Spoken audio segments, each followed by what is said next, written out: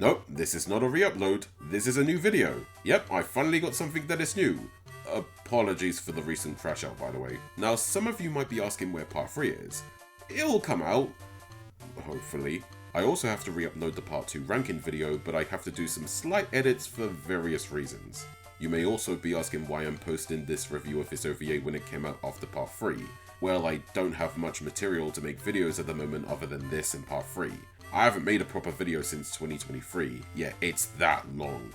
This video is being made simply to get back to the groove of things after all this time. I've tried to make videos some time ago, but with certain editing software that was too limited even to my expectations, so it never worked out. But I think I found something good enough. So as a safe bet, why not go back to what the channel is known for? Lupin the Third. Lupin III, the plot of the Fuma Clan, known in English territories as the Fuma Conspiracy, is an OVA released on Boxing Day of 1987. It was also released in 2 theaters in Japan, but only for a limited time. In terms of production, it was a collaboration between Toho, TMS, and Telecom Animation Film. Goemon has mastered the sword. Now he's mastering the concept of marriage as he's tying a knot with a young girl named Murasaki Suminawa. During the wedding, a group of ninja known as the Fuma Clan tried to steal the family's Shujo vase. Failing to do that, they instead kidnap Murasaki, and without any words, they tell Goemon to give him the vase for the girl. The rest of the gang are also involved in this plot as Lupin wants the vase, as does Fujiko. It's revealed that said vase contains a hidden secret that can lead to big treasure. So after rescuing Murasaki, the gang go on an adventure to locate the treasure, but they have to deal with the main antagonist, Kotaro Fuma XIV, as well as the return of Pops, who came out of retirement after thinking Lupin died during a heist. Pops too wants that treasure to give to the government so they can reduce taxes. Oh Pops, you really trust the government that much, don't you? This is an absolutely fun OVA. It's a simple Lupin plot of treasure hunting and outsmarting the bad guy and his henchmen, but it's as if the OVA took the best bits and pieces from a lot of Lupin anime media from that point, and only dedicated fans will spot them. The OVA oftentimes feels like an elongated TV episode, and oftentimes for other pieces of media it doesn't always work, but in the case of this OVA it works very well, and at 73 minutes it never outstays its welcome. I do like that this is a Goemon-centric story, and whilst you're mostly going to see Lupin and the gang for the rest of it, this is Goemon's story. And heck, the final battle is him against Kotaro, which I liked. Lupin doesn't get the win because he's the main character.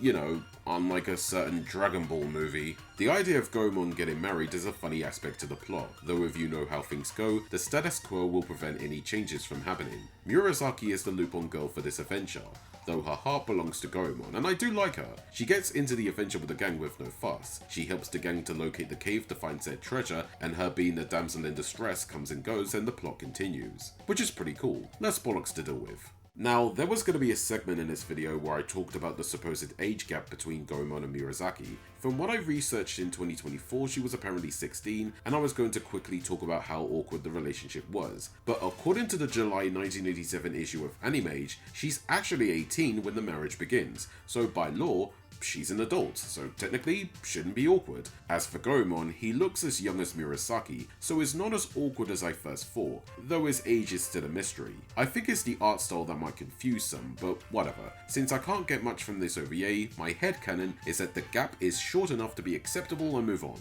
I'll give the OVA this, at least said relationship for as long as that lasts isn't portrayed centrally. I mean, of course it's not, it's Goemon. In fact, it's Murasaki that tries to be the romantic one, whilst Goemon is too stoic to share those feelings. Lupin is fine here, he's a safe Lupin, but not to the likes of Cagliostro. At least unlike Jigen, he's here. Pops does what he always does, wanting to arrest Lupin, and the moments with him are fun. He's still dedicated to his work, and even when he ends up teaming up with this goofy looking lad, who in no way is a bad guy in any way, shape or form, that team up dissipates rather quickly when Lupin tells him the truth. Some of the repetitive tropes I hate in Lupin appear, but quickly get tossed aside, and at least they're short enough not to irritate me.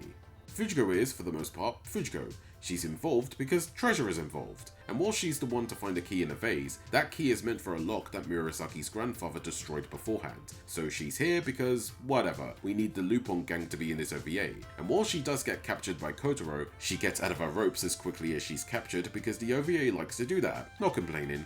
The main antagonists are sadly forgettable. I was rooting for the ninjas as they were a fun addition to the start of the OVA, but they don't do anything much else after that, with Kasumi and his goofy teeth being a double agent agent working with Pops to capture Lupin, if only for a time. Kotaro's character design is something I find enjoyable. There's this vibe to him where he could snap you into pieces if you thought about it, but other than his fight with Goemon, he's just an overall mediocre villain. Now to discuss the main reason why you should watch this OVA. The animation. It's good. It's so damn good. It's fluid, fast, it doesn't feel like a TV episode, and it oftentimes even surpasses Cagliostro. And if you watch the chase scenes, they're an absolute delight. Some of the best TMS had to offer at that point, and the animation helps with that. The movement is smooth, and whilst it's not as wacky as the likes of Part 3, it plays with a sense of realistic movements with slight fantastical elements that aren't distracting, and I like it for what it does. It also elevates the fight between Goemon and Kotaro. Absolutely brilliant. The art style is really good, though not my favourite as it takes inspiration from the latter half of Part 1 and Cagliostro. So yeah, the budget was spent well on this OVA. Or was it? Yeah, let's get into the controversy that is the production of this film. The man, the myth, the absolute king, Yasuo Otsuka supervised this OVA. He was the one who came up with the idea to reuse the green jacket, the Fiat 500, and focus more on Murasaki. The animators wanted to make a Lupin movie with a theatrical style similar to something Disney would do, with more expressive movements and less focus on the limited animation the industry was known for. And so the production for the animation went off without too much of a hitch. But unfortunately, that was when the problems started. TMS financially wasn't doing very well. You see, the studio was producing Little Nemo and Slumberland as they wanted to make animation for the Western market, particularly the US. Long story short, it was in development hell with many creators of the East and West coming into the project and leaving, throwing in a ton of ideas that never worked, and then the huge budget for the production of the movie that TMS heavily interested in ran dry, leading to TMS having issues with budgets for other projects. In fact, this was one of the reasons why they had to take jobs animating for overseas shows. In the case of the Lupin OVA, not only could they not afford Yuji Ono and his music, they also couldn't afford the original voice cast that Japanese fans knew and loved, being replaced with a much cheaper composer and voice cast respectively. And this is the one aspect the OVA is famous for, at least in Japan, and the fans over there were pissed, sending letters to TMS expressing their displeasure of the new cast. Heck, even sending angry letters to that cast too.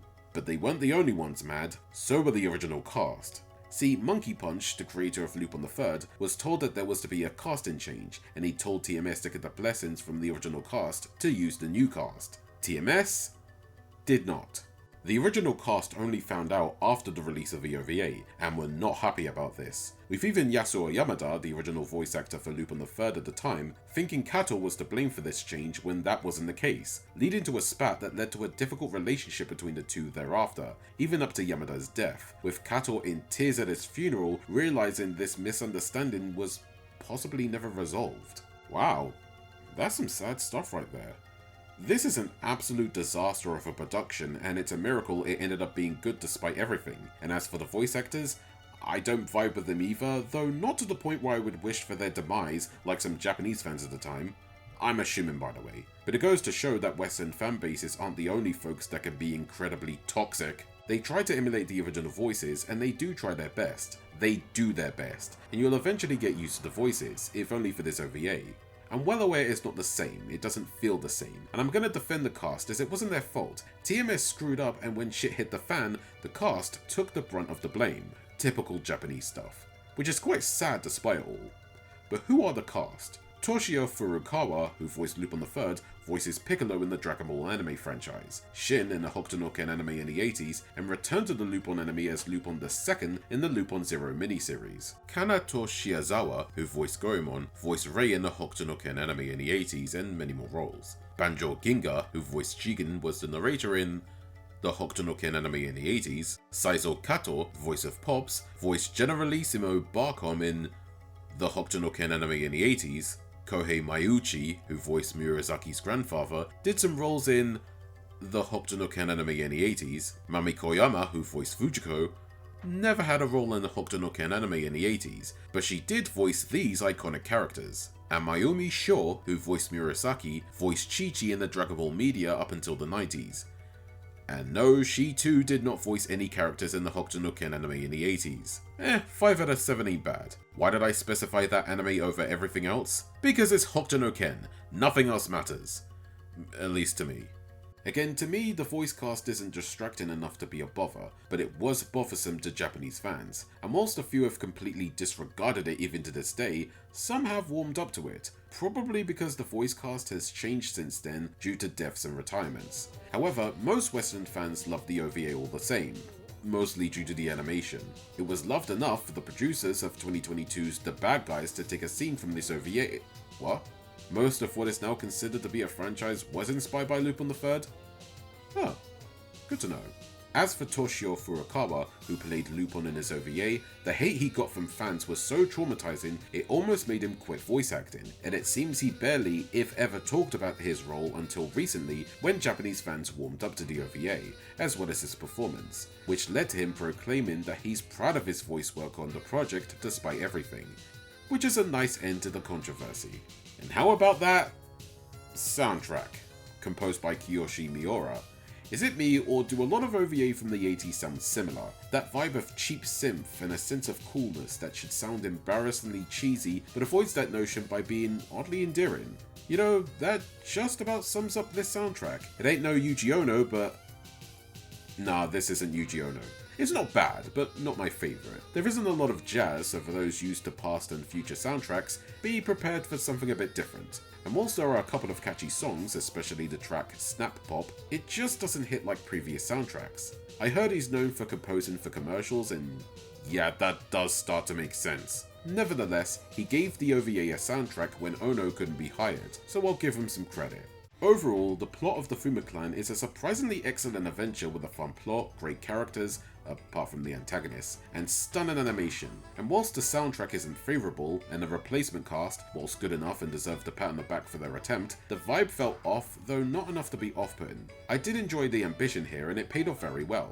It's just a shame the production issues is a full-blown stain on the anime that even TMS is ashamed about. But don't let that get to you. I highly recommend this one if you have yet to watch it.